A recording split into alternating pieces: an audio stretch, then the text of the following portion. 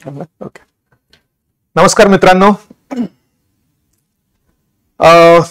2 तारखेला आपली कंबाईनची पूर्वपरीक्षा जी आहे त्या पूर्वपरीक्षेला साधारणतः 1 तासात नक्की आपण काय केलं पाहिजे याबद्दल आज आपण चर्चा करण्यासाठी हे लेक्चर घेतोय. अभ्यास तुमचा सगळा झालेला आहे, झालेला असेलच. आपण जी अभ्यासाची त्रिसूत्री म्हणतो, मला वाटतं त्या त्रिसूत्रीमधले 3 सूत्र आतापर्यंत तुमचे कंप्लीट झालेले असतील याची गॅरंटी आहे मला. लर्निंग म्हणजे तुमचा अभ्यास झालेला असेल, प्रॅक्टिस सुद्धा तुम्ही भरपूर प्रश्न सॉल्व्ह करण्याची प्रॅक्टिस केलेली असेल आणि रिव्हिजन सुद्धा आता जस्ट तुमची कंप्लीट झाली असेल. साधारणतः जे आपण 2 रिव्हिजन्स म्हणतो तर त्या 2 रिव्हिजन्स तुमच्या झाल्या असतील असं आपण गृहीत धरूया. प्रॅक्टिससाठी आपली टेस्ट सिरीज सुद्धा तुम्ही कंप्लीट केलेली आहे बऱ्याचशा जणांनी. त्यानंतर आता अलीकडे आपण हे महारिव्हिजन शिबिर किंवा सिरीज आपण म्हणा की जी अरेंज केली होती ती सुद्धा तुमची ती झालेली आहे. म्हणून ही परीक्षा पास होण्यासाठी, शंकेच्या पलीकडे जाऊन पास होण्यासाठी जे काही लागतं मला वाटतं त्या 3 गोष्टी तुमच्या झालेल्या आहेत असं आपण गृहीत धरूया. आता राहिलं काय तर त्या परीक्षेच्या दिवशी जो 1 तास तुम्हाला द्यायचा आहे पेपर सॉल्व्ह करण्यासाठी, तर त्याच्यामध्ये आपण काय केलं पाहिजे वगैरे वगैरे सगळ्या गोष्टी त्याच्याशी संबंधित आपण चर्चा करूया याबद्दल. तर आपण सुरुवात करूया परीक्षेच्या आदल्या दिवसापासून. तर परीक्षेच्या आदल्या दिवशी पर्यंत तुमचा सगळा अभ्यास झालेला जर असेल तर तुम्हाला शांत झोप येईल. कारण बऱ्याच जणांची नेहमीची कंप्लेंट असते आदल्या दिवशी झोपच लागत नाही. तर शांत झोप येणे ही पहिली रिक्वायरमेंट आहे मला वाटतं. त्यासाठी आवश्यक काय काय कृती आहे ते लक्षात घ्या. मला वाटतं 8 तासाची झोप ही कंपल्सरी असली पाहिजे. कारण आपल्या ब्रेनची जी कपॅसिटी आहे, ब्रेन पण एक सॉफ्टवेअर आहे एक प्रकारचं, तर सॉफ्टवेअर सुद्धा कंटिन्युअसली जर वापरलं तर त्याला सुद्धा आरामाची आवश्यकता असते. त्याचप्रमाणे आपल्या ब्रेनची सुद्धा कपॅसिटी आहे, लिमिटेड आहे. त्याचा फटीग जर खूप जास्त झालेला असेल तर आपली ओरिजिनल थिंकिंग करण्याची कपॅसिटी ही कमी होत असते असं आपण बघतो. त्यामुळे एक साधारणतः 8 तासाची झोप तुम्हाला आदल्या रात्री कंपल्सरीली घेतली पाहिजे. येत नसेल झोप तर त्याच्या जे काही वेगळ्या टेक्निक्स आहेत, झोप इंड्यूस करण्याच्या ज्या टेक्निक्स आहेत तर त्या टेक्निक्स सुद्धा तुम्ही समजून घ्या कोणाकडून. कारण त्या टेक्निक्स आता सांगणं काही मला वाटतं फारसं संयुक्तिक वाटत नाही, पण तरी सुद्धा ऍटलिस्ट तुम्ही फिजिकल थोडीशी ऍक्टिव्हिटी करा. मेंटल ऍक्टिव्हिटी केलेली असते, फिजिकल ऍक्टिव्हिटी जर सुद्धा त्यावेळी तुम्ही केली, कुठेतरी थोडीशी रनिंग करून आलात किंवा एक ब्रिस्क वॉकिंग करून आलात तरी सुद्धा थोडीशी आपल्याला झोप इंड्यूस होऊ शकते. पण तो एक मुद्दा आपण बाजूला ठेवूया. राहिला पुढची गोष्ट म्हणजे त्या दिवशी तुम्ही आयोगाने दिलेले जे काही सगळे इन्स्ट्रक्शन्स आहेत ते इन्स्ट्रक्शन्स पुन्हा वाचा. विशेषतः जे फर्स्ट टाइमर्स आहेत त्यांच्यासाठी ही महत्वाची गोष्ट आहे. कारण बराच वेळा आपण अभ्यास खूप करतो पण त्या साध्या इन्स्ट्रक्शन कडे की तुम्हाला किती वाजेपर्यंत त्या ठिकाणी पोहोचायचं आहे, त्यानंतर कोणत्या कलरचा पेन तुम्हाला वापरायचा आहे, त्यानंतर तुम्ही तुमचं जे काही हे असेल कोड करायचा आहे तुम्हाला, तुमचं नावाशी संबंधित आणि याच्याशी संबंधित जे काही कोड्स तुम्हाला करायचे आहेत तर ते कशा पद्धतीने करायचे ते बघून घ्या. तर ह्या सगळ्या इन्स्ट्रक्शन्स आवश्यक असलेल्या त्या पुन्हा बघून घ्या. विशेषतः फर्स्ट टाइमर्स यांच्यासाठी ती महत्वाची गोष्ट आहे. आणि मग दुसऱ्या दिवशी तुमच्या सेंटरवर वेळेवर पोहोचा. सेंटर बऱ्याच वेळा फार लांब येतात म्हणून सुद्धा बऱ्याच जणांचा ऐनवेळी पोहोचल्यामुळे चान्स गेलेला आहे, अशाही घटना झालेल्या आहेत. त्यामुळे खूप लांब असेल तर ते माहिती करून घ्या की कुठे आहे, किती आहे, कुठल्या ट्रान्सपोर्टेशनने तुम्ही जाणार आहात, ह्या सगळ्या गोष्टी आहेत. तर ह्या सगळ्या गोष्टी झाल्यानंतर ज्यावेळी तुम्ही वेळेवर त्या ठिकाणी पोहोचाल, थोडंसं सेटल व्हा त्या ठिकाणी. आणि ऍक्च्युअल पेपर सुरू झाल्यानंतर काय, कारण तो सगळ्यात जास्त महत्वाचा आहे. या बाकीच्या गोष्टी तर जनरल आहेत, सगळ्यांना माहिती पण आहेतच. पण तो पेपर सुरू झाल्यानंतर काय, तर या गोष्टीबद्दल आपण थोडीशी आजची चर्चा करूया. तर तुमच्या कंबाईनच्या पूर्वपरीक्षेचं सगळ्यात मोठं चॅलेंज, अभ्यास वगैरे सगळं झाल्यानंतर त्या 1 तासातलं सगळ्यात मोठं चॅलेंज म्हणजे तुम्हाला 100 प्रश्न सॉल्व्ह करायचे आहेत आणि त्यासाठी फक्त 1 तास म्हणजे 60 मिनिटं उपलब्ध आहेत. बऱ्याच जणांना, विशेषतः फर्स्ट टाइमर्सना हे जमलं नाही तर 20-20, 25-25 प्रश्न वाचायचेच राहून गेले, अशा प्रकारच्या घटना दरवर्षी घडताना दिसतात. म्हणून पहिलं चॅलेंज हे लक्षात घ्या की तुम्हाला 100 प्रश्न 60 मिनिटात, म्हणजे त्याचा अर्थ एक प्रश्न तुम्हाला 0.6 मिनिटात आणि सेकंदात हिशोब लावायचा म्हटला तर 36 सेकंद तुम्हाला एक प्रश्न सॉल्व्ह करण्यासाठी मिळतोय. अर्थातच कंबाईनच्या प्रश्नांमध्ये तुम्हाला फार मोठे बहुतेक सगळे प्रश्न 1 लाइनर प्रश्न असतात. त्याच्यामुळे हे 36 सेकंद तसं बघितलं तर आपण पुरेसे होऊ शकतात असं म्हणूया, किंवा असं आपण गृहीत धरूया किंवा पुरेसे व्हायलाच पाहिजे अशी आयोगाची जी इच्छा आहे असं पण म्हणूया. त्यामुळे पहिलं चॅलेंज तुम्हाला हे करायचंय आणि यासाठी भरपूर तुम्ही अभ्यास झालेला आहे, पण त्या 1 तासामध्ये सगळे 100 प्रश्न तुमचे रीड होत आहेत का, त्यातले सॉल्व्ह होत आहेत का, सगळे मार्क होत आहेत का. तर हे याच्यासाठी वेगळी कौशल्ये किंवा वेगळी प्रॅक्टिस लागते. तुम्ही भरपूर टेस्ट सिरीज सोडवल्या असतील सुद्धा, पण बऱ्याच वेळा टेस्ट सिरीज सोडवताना मुलांचा एकच उद्देश असतो की आपल्याला किती येतंय हे बघणे, आणि त्याच्यात ह्या गोष्टीकडे दुर्लक्ष होत असतं की आपल्याला जेवढं येतंय किंवा जे काही येतं आहे तर ते आपण बरोबर त्या दिलेल्या वेळेत सॉल्व्ह करतोय की नाही. तर ह्या गोष्टीकडे तुलनेनं दुर्लक्ष होतं. त्यामुळे किमान एक पेपर तुम्ही मी आज ज्या काही गोष्टी सांगेल त्याच्या आधारावर तुम्ही सॉल्व्ह करून बघितला पाहिजे. त्या ठिकाणी तुम्हाला किती येतंय हा मुद्दा गौण आणि तुमचा वेळेत पेपर कंप्लीट होतोय का, आणि ह्या सगळ्या प्रोसेसमध्ये काही चुका वगैरे होत आहेत का, काही सिली मिस्टेक्स होत आहेत का. सिली मिस्टेक जनरली होणारच असतात. प्रत्येक जण म्हणतात की माझ्या इतक्या झाल्या तितक्या झाल्या. तर मी तुम्हाला फक्त परमिशन देतो सिली मिस्टेकच्या फक्त 2. 100 मार्कांमध्ये 100 प्रश्नांमध्ये 2 प्रश्नांच्या सिली मिस्टेक जर झाल्या तर ते परमिसिबल आहे. 2 पेक्षा जास्त सिली मिस्टेक्स होत असतील तर निश्चितच त्याचा अर्थ होतो की खरंच तुम्ही सिली आहात आणि खरंच तुम्ही त्या मिस्टेक केलेल्या आहेत. त्यामुळे असं म्हणूया की you are actually permitted to commit only 2 mistakes, त्यापेक्षा जास्त नाही असंही गृहीत धरा. तर आपल्याला लक्षात येईल बघा की आपली निगेटिव्ह मार्किंग पण आहे. त्यामुळे हे जे काही आपण जे गणित म्हणतोय की 100 मार्क आणि 100 प्रश्न आणि 60 मिनिटं, या गोष्टीतलं पहिलं खरं महत्वाचं चॅलेंज आहे की आपल्याला अटेम्प्ट किती करायचे आहेत आणि अटेम्प्ट करताना आपल्याला अॅक्युरसी कशी मेंटेन करायची आहे. तर हे गणित आणि हे इक्वेशन ज्याला व्यवस्थित जमतं त्याला व्यवस्थितपणे हा सगळा पेपर सॉल्व्ह करता येऊ शकतो. तर अटेम्प्ट किती असला पाहिजे, कारण अटेम्प्ट नुसता असला पाहिजे असं नाही, तर विथ अॅक्युरसी असला पाहिजे. म्हणून अटेम्प्ट व्हर्सेस अॅक्युरसी हे महत्वाचं एक प्रकारचं स्किल याच्यामध्ये तुम्हाला मेंटेन करावं लागेल. आता बघा, जर तुम्हाला वाटत असेल की आपली अॅक्युरसी कमी आहे, म्हणजे थोडक्यात आपण 2 प्रकारच्या कंडिशन्स म्हणूया की तुमची अॅक्युरसी खूप चांगली असेल तर तुमचा अटेम्प्ट वाढेल, पण अॅक्युरसी कमी असेल तर जेवढ्या गोष्टी तुम्हाला जेवढे प्रश्न तुम्हाला अॅक्युरेटली माहिती आहेत त्यांचीच उत्तरं लिहायची आणि बाकीची सगळी सोडून द्यायची की काय करायचं, हे खरं या ठिकाणचं महत्वाचं प्रॅक्टिस आपल्याला म्हणता येऊ शकेल. तर मला असं वाटतंय बघा, अॅक्युरसी तर महत्वाची आहेतच, पण कितीही प्रश्न आणि अभ्यास केलेला असला तरी मला नाही वाटत की साधारणतः 55 ते 60 पेक्षा जास्त प्रश्न तुमचे अॅक्युरेट येऊ शकतील, ते पण खूप चांगला अभ्यास केला तर. बऱ्याच वेळा अॅक्युरसी मेंटेन करण्याच्या प्रोसेसमध्ये फार तर 40 प्रश्न, 45 प्रश्न, मॅक्सिमम 50 प्रश्नांपर्यंतच कदाचित अॅक्युरेटली तुम्ही ते सॉल्व्ह करू शकतात. पण तेवढे पुरेसे नाही आहेत, कारण कॉम्पिटिशन आहे भरपूर. त्यामुळे तुम्हाला अटेम्प्टही योग्य तेवढा असला पाहिजे. तर तुम्ही बघाल की काही काही जण जवळजवळ 100चे 100 प्रश्न अटेम्प्ट करतात, पण असं करताना मी आता म्हटल्याप्रमाणे अॅक्युरसी सगळ्यांमध्ये मेंटेन करणं शक्य नसल्यामुळे बरेचसे प्रश्न चुकण्याची शक्यता असते. त्यामुळे आता 100 अटेम्प्ट करणं ही तर तशा पद्धतीने बघितलं तर रिस्की अशा प्रकारची गोष्ट ठरते. मग काय करायचं, तर मी आयडियली सांगतो, तुमचा चांगला व्यवस्थित अभ्यास जर झालेला असेल तर अंदाजे तुमचा 90 पर्यंत अटेम्प्ट असला पाहिजे आणि 10 प्रश्न असे असले पाहिजे की जे तुम्हाला अजिबात माहिती नाही म्हणून तुम्ही ते सोडून दिलेले आहेत.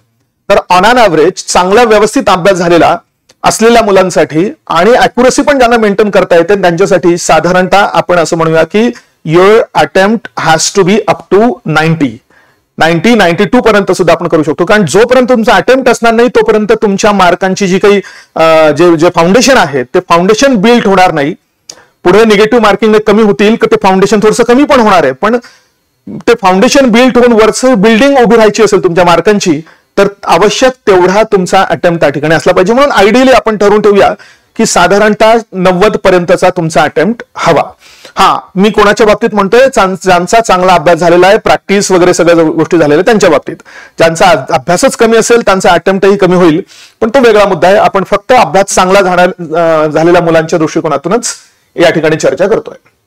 राहिला पुढची गोष्ट की त्या 1 तासात तुमचं पुन्हा अजून पास होणं नापास होणं कशावर अवलंबून असेल, तर तुम्ही प्रश्न सॉल्व्ह करताना किंवा पेपर सॉल्व्ह करताना किती राऊंड्स घेतायत याच्यावर. तर राऊंड्स आणि आपण म्हणू की प्रश्न मार्क करताना वापरली जाणारी प्रोसेस, या 2 दृष्टिकोनातून आपण विचार करूया. आणि हे ज्याने व्यवस्थित केलेलं असेल त्याला आपण म्हणू की पास होणे हे तुलनेनं सोपं होऊ शकतं. म्हणजे अभ्यास झालाय पण हे चुकलं तर जे काही नुकसान होतं ते टाळता येऊ शकेल. तर साधारणतः आपल्याला या तुमच्या ह्या 60 मिनिटाच्या पेपरमध्ये तुम्हाला 2 राऊंड्स पेपरचे घ्यायचे आहेत. 2 राऊंड्स पैकी हा जो पहिला राऊंड आहे, फर्स्ट राऊंड आहे, हा साधारणतः 40 मिनिटात पूर्ण करायचा आहे. आणि सेकंड राऊंड साठी तुम्हाला किती तर उरलेले 20 मिनिटं उपलब्ध असतील असा अर्थ झाला. पुन्हा पॉइंट लक्षात घ्या, पूर्ण 1 तासाच्या याच्यामध्ये तुम्हाला 2 राऊंड तुम्ही घेणं अपेक्षित आहे. पहिला राऊंड साधारणतः 40 मिनिटाचा, दुसरा राऊंड साधारणतः 20 मिनिटाचा. आता या 40 मिनिटाच्या पहिल्या राऊंड मध्ये तुम्ही काय करणं अपेक्षित आहे, तर तुमचे हे जे काही सगळे 100 प्रश्न, हे सगळे 100 प्रश्न वाचून तर झाले पाहिजे. पण वाचून झालेल्या या 100 प्रश्नांपैकी काही प्रश्न तुम्ही सिलेक्शन पद्धतीने सॉल्व्ह करणार आहात. आता सिलेक्शन पद्धतीने प्रश्न सॉल्व्ह करणं म्हणजे काय, तर ज्या प्रश्नाचं उत्तर तुम्हाला 100% माहिती आहे, खात्रीने माहिती आहे, वाचल्या वाचल्या कळतं की हे उत्तर आहे, त्या प्रश्नाचं उत्तर तुम्ही सिलेक्शन पद्धतीने मार्क केलेलं आहे असं आपण गृहीत धरूया. पण काही प्रश्न असतात की ज्यांचं उत्तर तुम्हाला 100% माहिती नसतं, म्हणून तुम्हाला त्या ठिकाणी एलिमिनेशन किंवा गेस करावा लागतो. म्हणून त्या 100 प्रश्नांपैकी काही प्रश्न तुम्ही गेस पद्धतीने किंवा एलिमिनेशनच्या पद्धतीने तुम्ही सॉल्व्ह करणार आहात. काही प्रश्न असे असतात की जे तुम्हाला अजिबात माहिती नाही आणि तुम्हाला त्याच वेळी खात्री असते की कितीही विचार केला, वेळ जरी मिळाला तरी आपल्याला हे येण्याची शक्यता नाही, म्हणून तुम्ही ते अनअटेम्प्टेड म्हणजे त्याची उत्तरं मार्क केलेली नाही आहेत असं ठेवणार आहात.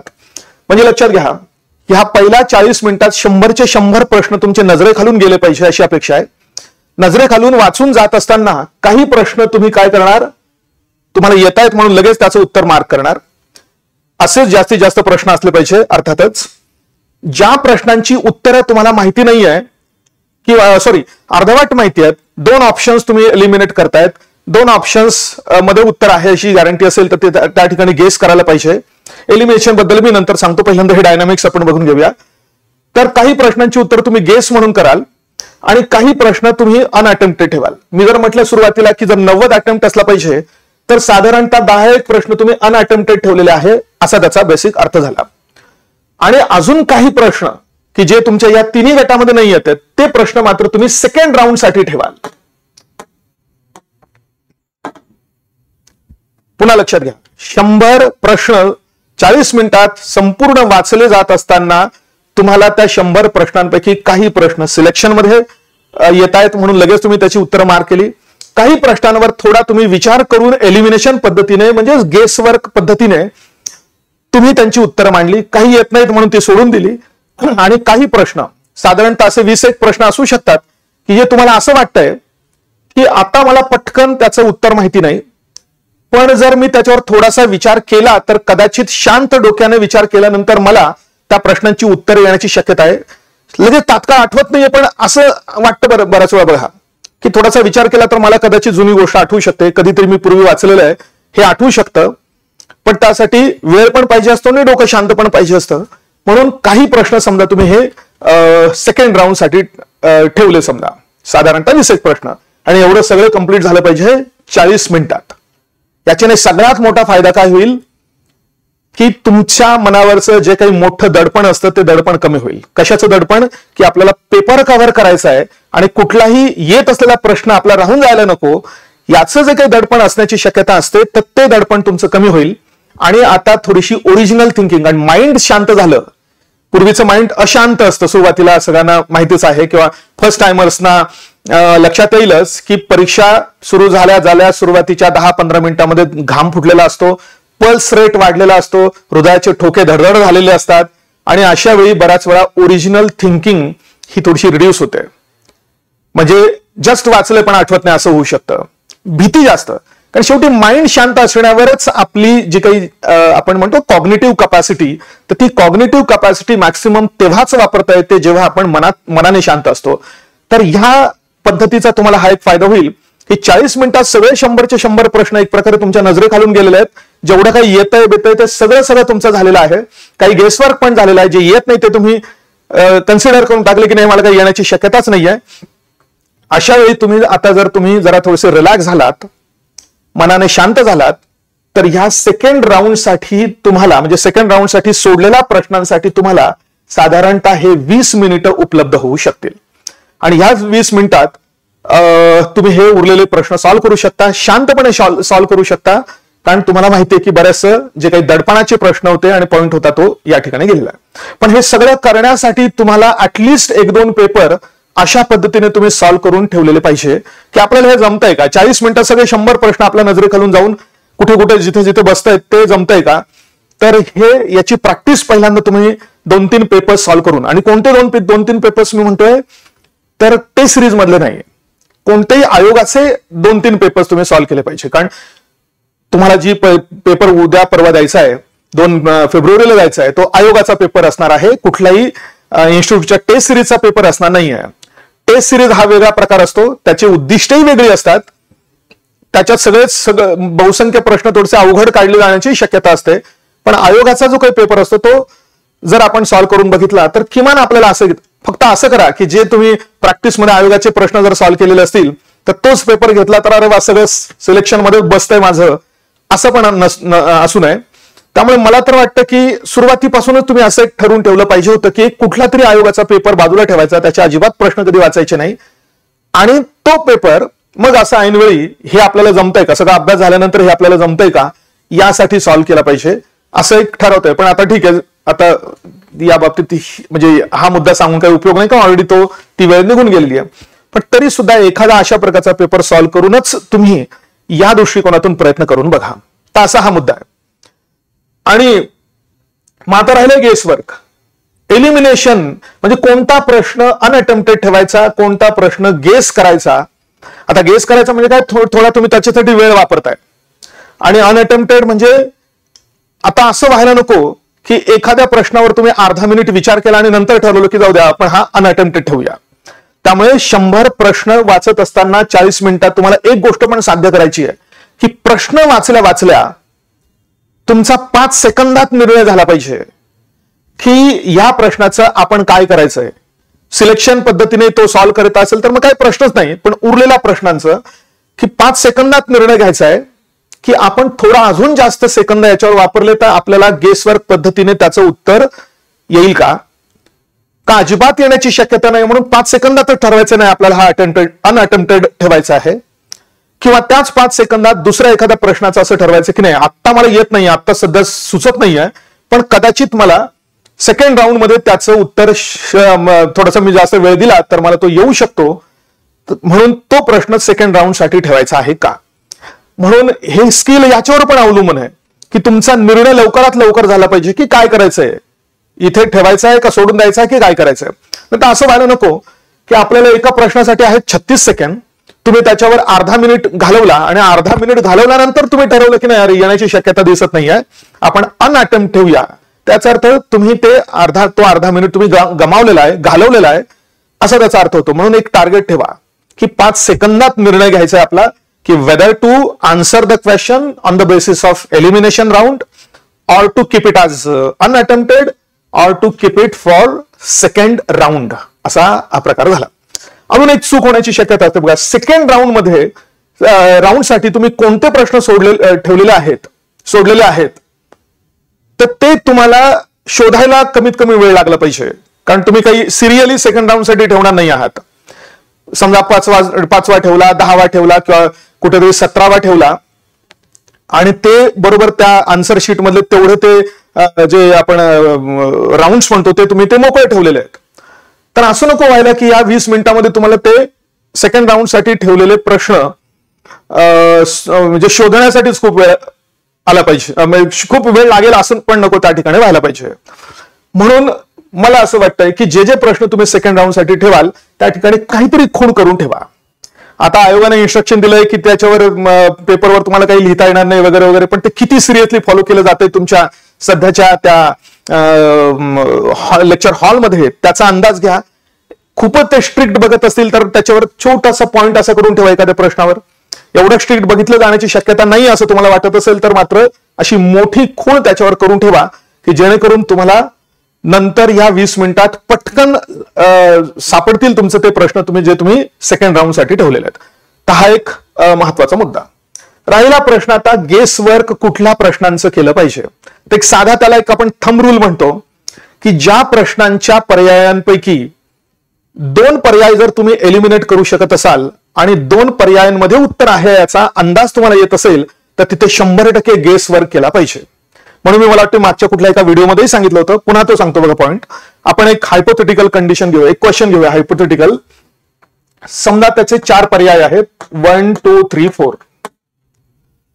या 4 पर्यायांपैकी जर समजा तुम्ही एकच पर्याय एलिमिनेट करू शकलात, समजा पहिला पर्याय तुम्हाला लक्षात येत आला की तो अजिबात असण्याची शक्यता नाही आहे, पण उरल्या 3 मध्ये उत्तर असेल असा त्याचा अर्थ जर झाला, तर सहसा असा प्रश्न तुम्ही काय म्हणता येईल तर अनअटेम्प्टेड ठेवणं जास्त योग्य आहे, किंवा सेकंड राऊंड साठी ठेवणं योग्य आहे. कारण कदाचित अजून एखादा एलिमिनेट करता येण्याची शक्यता आहे का, हे कदाचित त्यावेळी तुम्हाला शांत डोक्याने विचार पण करता येऊ शकेल.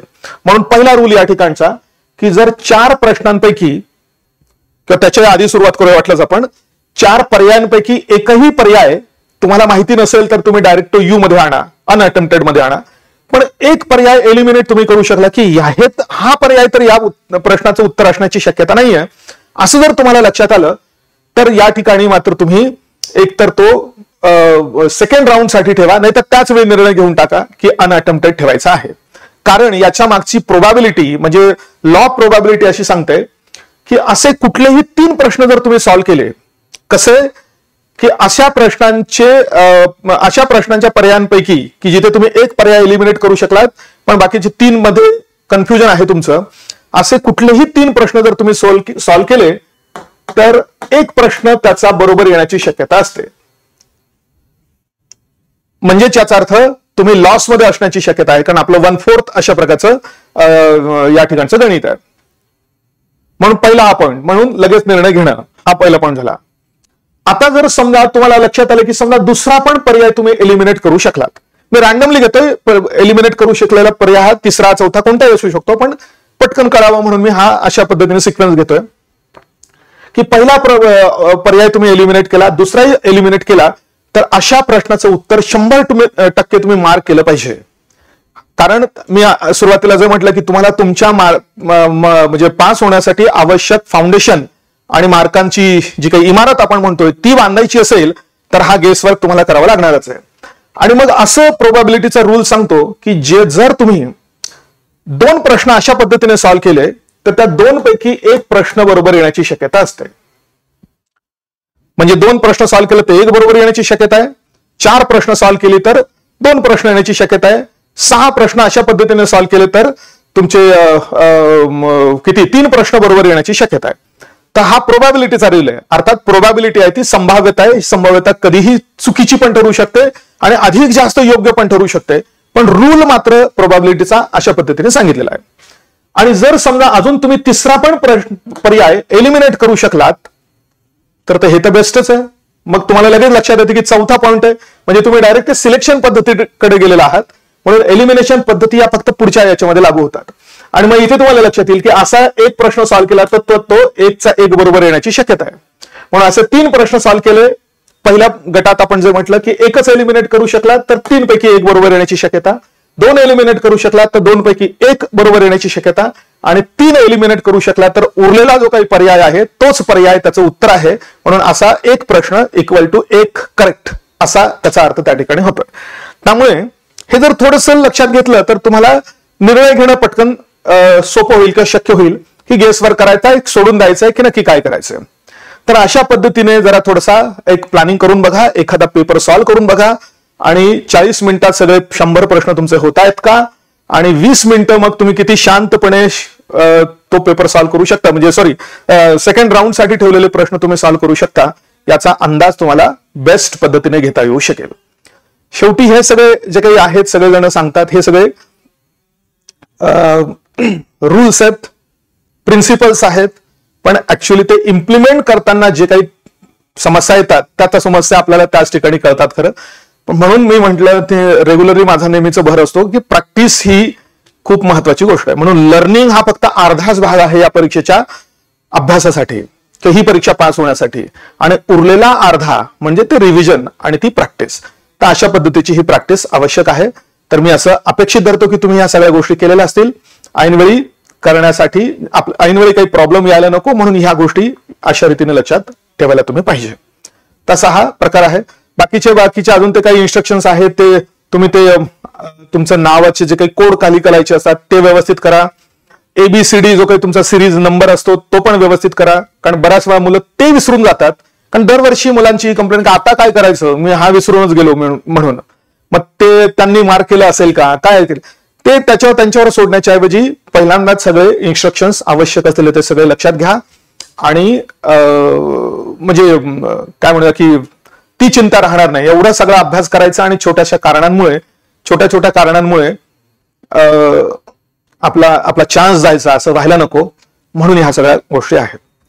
तर अशा रीतीने so I wish you very very best of luck for this exam, परवाच्या एक्झामसाठी. आणि त्याच दिवशी आपण त्याचा अनालिसिस किती कोणत्या प्रश्नांची उत्तरं काय आहेत वगैरे त्या दिवशी आपण ते घेण्याचा 100% प्रयत्न करूया. So again wish you very very best of luck, do best.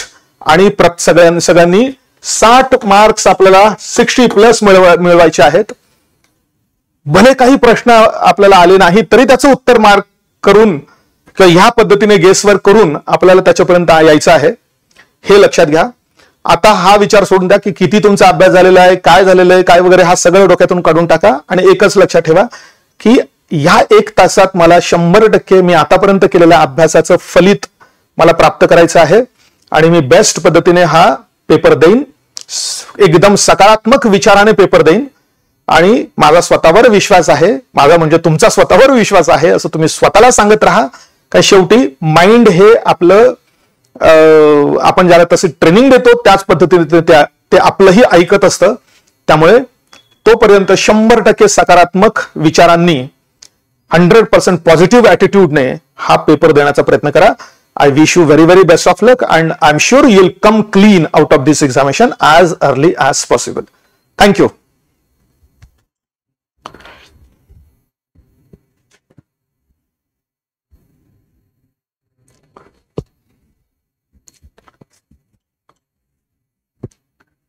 Suraj?